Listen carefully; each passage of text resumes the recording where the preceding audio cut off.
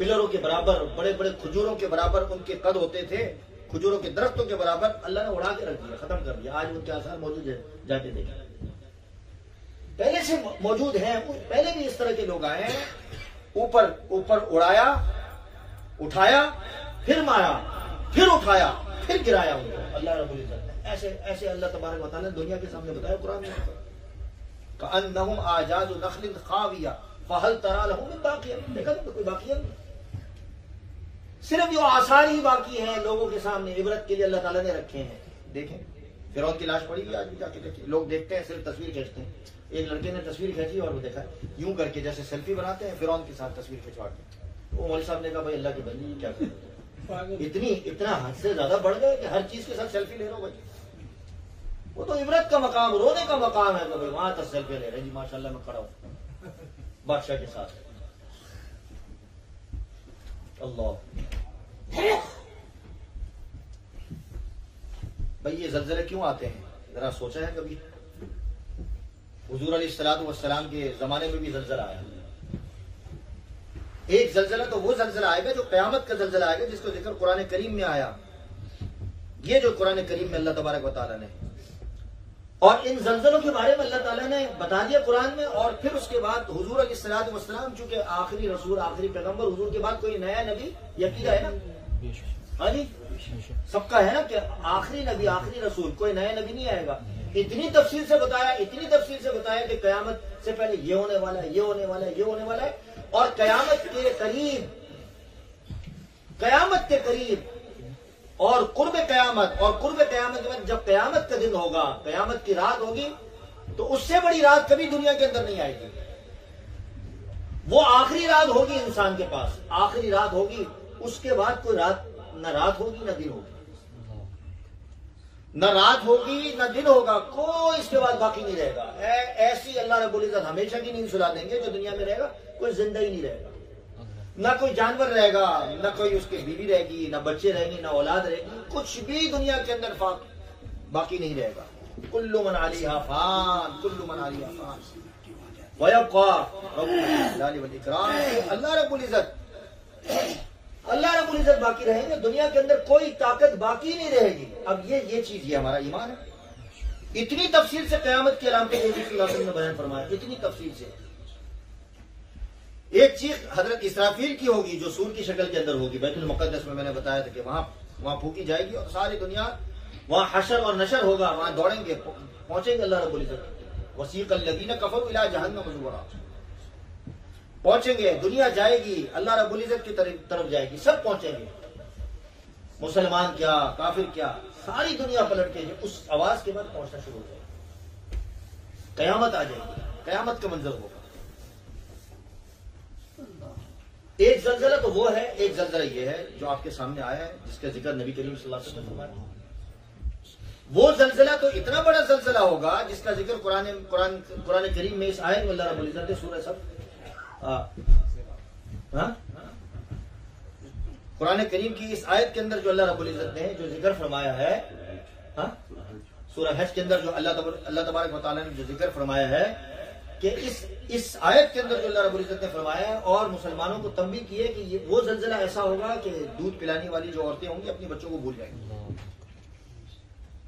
सोच सकते हैं उसका थोड़ा सा नक्शा, थोड़ा सा मंजर आज आपके सामने मौजूद है, आपके सामने तस्वीरी झलकियां मौजूद है, आप देख रहे हैं कि नहीं?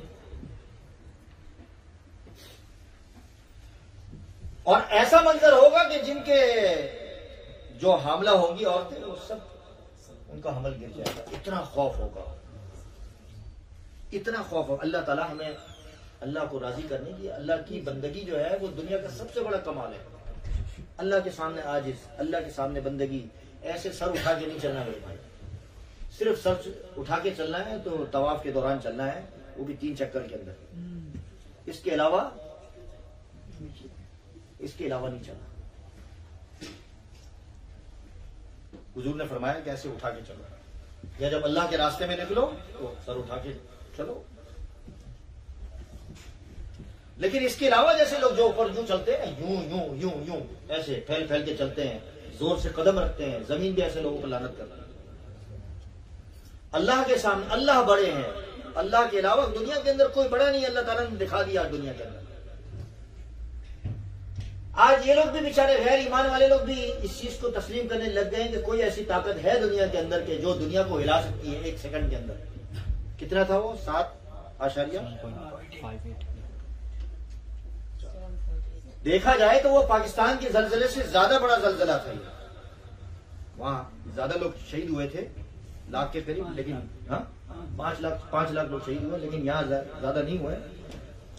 मतलब 70,000 तक तो तकरीबन ऐसा लग रहा है कि पहुंच जाएगी तादाद, लेकिन ज्यादा है। असल तो तबाही जो है, जिंदा भी रखा, उनके घर पे साया नहीं है, खाने को कोई चीज नहीं है, औलाद से महरूम है, बीवी से महरूम है, शोहर से महरूम है। क्या जिंदगी होगी फिर? ऐसी जिंदगी, उसके लिए कोई जिंदगी मुझे बताए? वो तो कहता है मैं मर जाता तो बेहतर ही होता, शहीद हो जाता तो बेहतर होता। अल्लाह मुझे बुला लेता ऐसे। ऐसे लोगों का क्या होगा? अभी तक लोग फंसे हुए मेरे भाई। एक कयामत का मंजर ऐसा होगा कि अल्लाह तबारक व तआला ने फरमाया इसी सूरह हज के अंदर, क्या फरमाया कि पहाड़ों को धोनी की तरह उड़ा दूंगा। ऐसे उड़ते हुए नजर आएंगे। तुम्हारे जो घर हैं, तुम्हारे जो नक्शे हैं, दुनिया के नक्शे, मालो दौलत, सब उड़ती हुई नजर आएगी। तुम्हारे जो भेड़ बकरियां हैं वो सब खत्म हो जाएंगे, सब मर जाएंगे। ये सारे इंसान एक चीख पर मर जाएंगे, सब मर जाएंगे, उसकी कोई हैसियत नहीं है।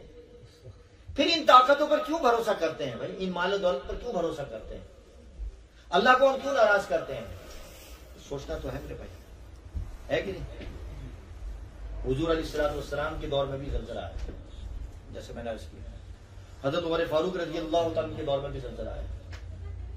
अब ये जो ज़लज़ले आते हैं, ये क़यामत के ज़लज़ले हैं। ये क़यामत, क़ुर्ब क़यामत, ये अलामात क़यामत में है। ये नबी करीम सल्लल्लाहु अलैहि वसल्लम ने ये फरमाया कि ये जो ज़लज़ले बढ़ते जाएंगे, सैलाब आते जाएंगे, तूफान आता जाएगा, ये सैलाब आते जाएंगे, सुर्ख आंधियां आती जाएंगी। सुर्ख आंधियां भी आएंगी। ये देखिए इंग्लैंड के अंदर भी सुर्ख आंधी आई है, आपने देखी अभी रमजान के अंदर, देखा कैसी मट्टी बरस रही थी आसमान से, आसमान लाल था। 5 साल पहले ऐसे क्यों हो रहा है? ये सबब तलाश किया, कभी देखा? हुजूर सल्लल्लाहु अलैहि वसल्लम ने क्या फरमाया है? भाई ये जलजले का इंतजार करो, ऐसे खौफनाक जलजले आते रहेंगे। क्यों? नबी करीम सल्लल्लाहु अलैहि वसल्लम की रिवायत में आता है कि वो इसलिए कि शराब ज्यादा पी जाए। हम तो गैरों को नहीं बोलते, मुसलमानों की बात करते हैं। उम्मुल खबाइस, बहुत बड़ा गुनाह। मुसलमान शराब पी रहा है और शराब तकसीम कर रहा है, शराब बेच रहा है, शराब सब कुछ कर रहा है, दे रहा है।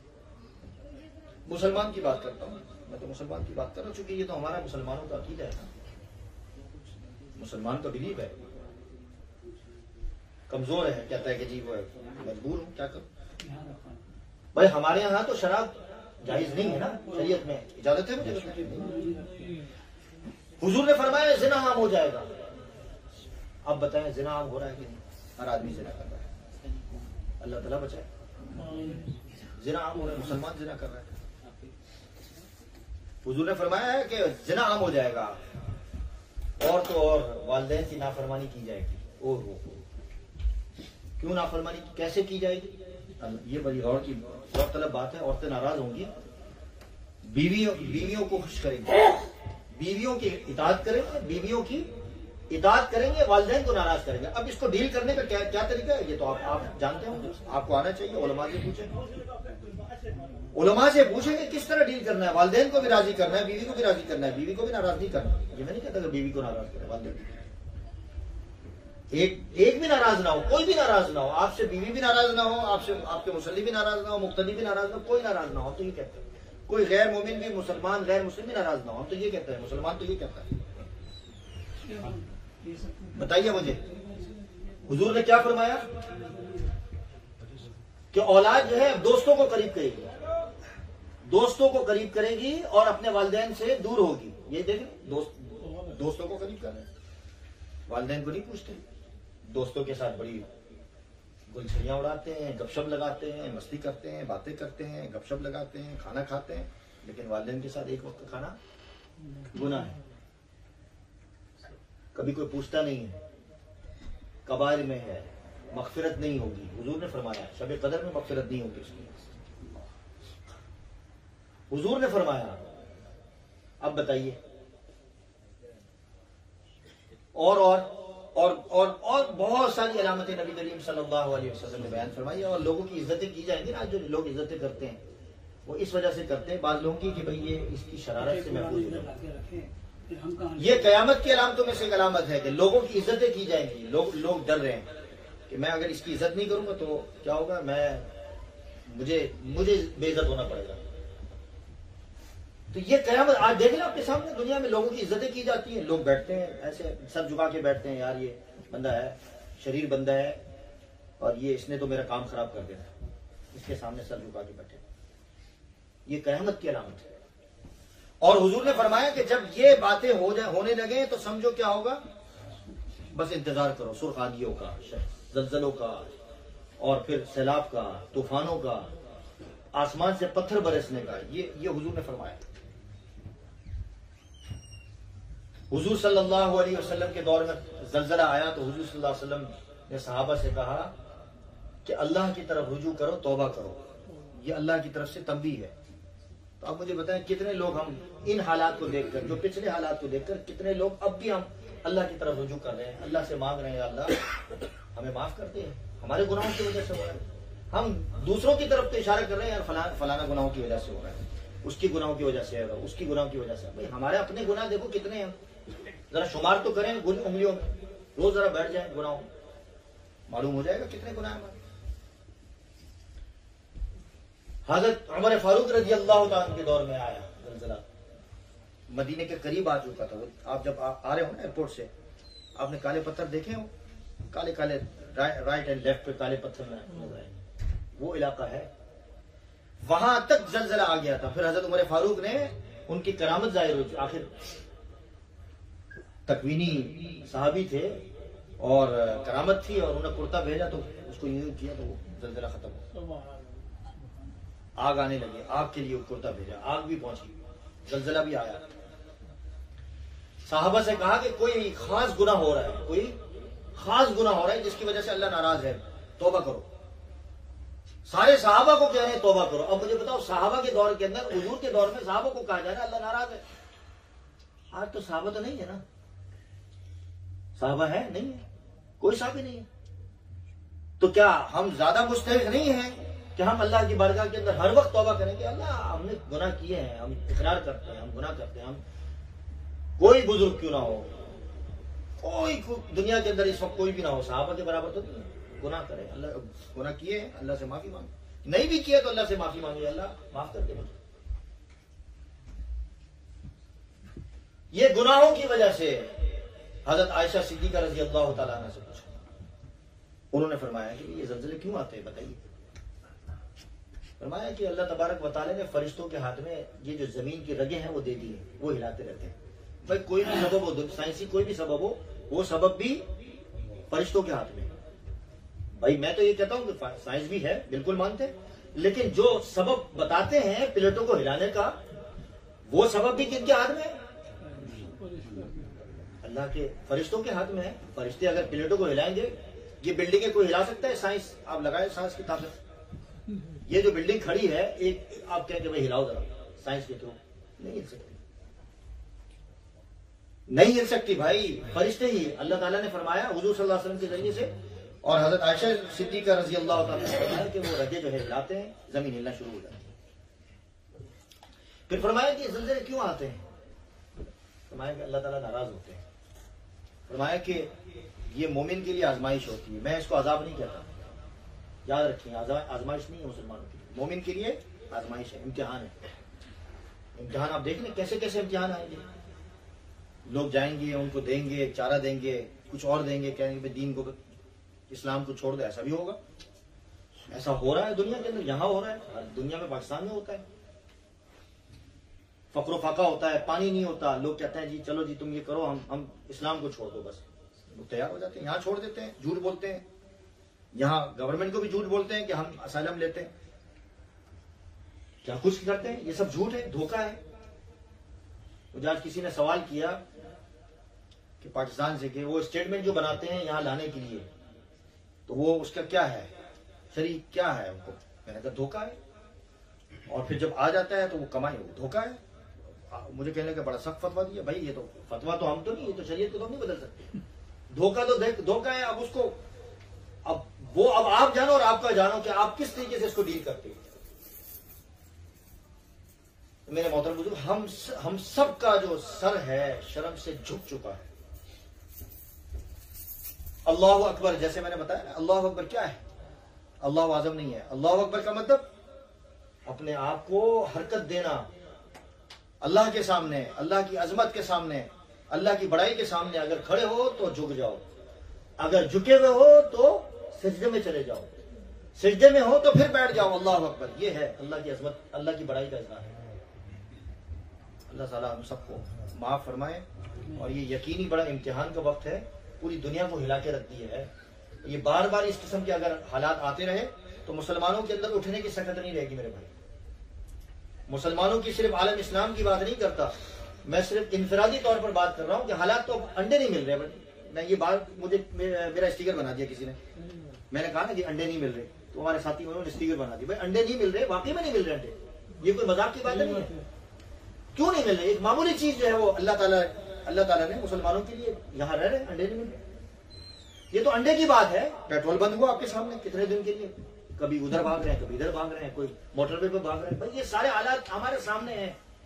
फैसला हमारे हाथ में, अल्लाह ताला से रुजू करना चाहिए। अल्लाह ताला से इनफरादी तौर पर रात को सोने से पहले और सुबह उठने के बाद और फिर सुबह फजर की नमाज के बाद हर वक्त चलते फिरते अल्लाह की बार में अल्लाह हमें माफ कर। इसके अलावा कोई हमारे पास कोई चाराकार नहीं है, कोई रास्ता, कोई दर अल्लाह का, कोई दुनिया के अलावा दुनिया में कुछ नहीं है। हम अल्लाह के दुनिया से मुस्तगनी हो जाएं, अल्लाह से, अल्लाह के मोहताज हो जाएं। अल्लाह आप हमें देने वाले हैं, ये दुनिया को अमन दे दे, सुकून दे दे, चैन दे दे, हमारे घरों में भी चैन दे दे, हमारी औलादों में भी चैन दे दे, हमारी बीवियों में भी चैन दे दे, हमें सुकून दे दे। दुनिया के हालात बदल दे आपके हाथ में। अब कोई कह रहा है कि जी 300 साल रह गए हैं, कोई कह रहा है कि भाई अब बस कयामत आने वाली है। भाई कयामत तो कब से कह रहे हैं, कुरान करीम कह रहा है इन 10 साल आ गया, कयामत करीब है, बस आने वाली है, कयामत आने वाली है। कयामत उसकी है कि जो मर गया कयामत आ गई। इसके अलावा जो है कयामत तो आने वाली है, लेकिन ये नहीं मालूम कि कब आने वाली है, लेकिन उसकी निशानी आ गई है। उससे पहले पहले आ गई। ये नहीं बस ये बांग बजानी है, बस बांग लगाते रहनी है कि भाई कयामत आने वाली, ये नहीं, बातें नहीं करनी है। अल्लाह ताला हम सबको अमल की तौफीक अता फरमाए। तो मेरे भाई